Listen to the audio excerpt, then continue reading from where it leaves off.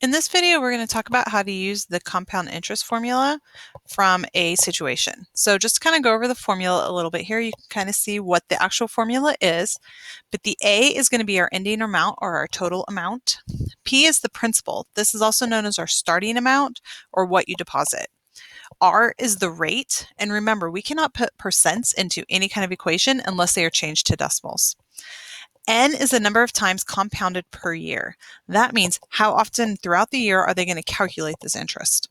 And then T is the number of years. And that is important because it is the number of years. So if they give you something in months, you do have to convert that.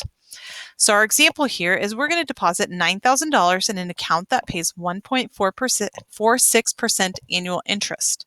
Find the balance after 3 years when the interest is compounded quarterly. So we can use this to kind of break down everything that we're going to have. So when you deposit $9,000, that's what we start with. That is our principal. So our principal is going to be $9,000. Then the account pays 1.46% interest. So if you recall, that is our rate, 1.46%. But if you also remember, we cannot put percents into an equation. So that does require us to change it to a decimal, moving the decimal 2 spaces to the left, leaving us with 0.0146.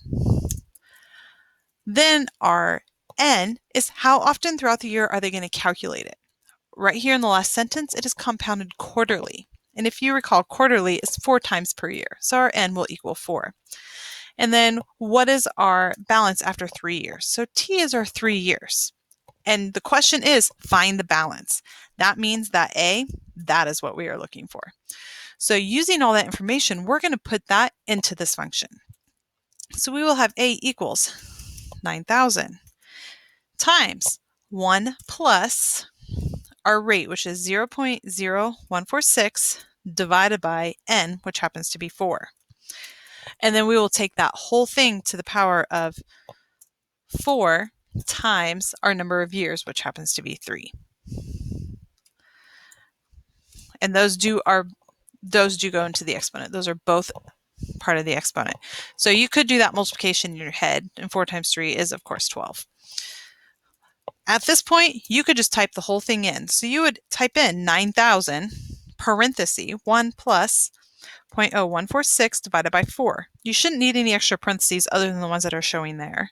To that, and like I said, you could do the 4 times 3, which is 12, and that will save you a little bit of typing or a little bit of parentheses depending on your calculator. So we would end up with 9,402.21. Now we do know this is a dollar amount, so make sure when you are doing this, you are labeling your work.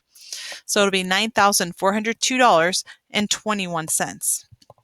Now make sure you're reading the question. It does say find the balance, so this is our final answer. But if it does ask how much interest is earned, you would have to take out the original 9,000, and so this account would have earned $402.21 in interest.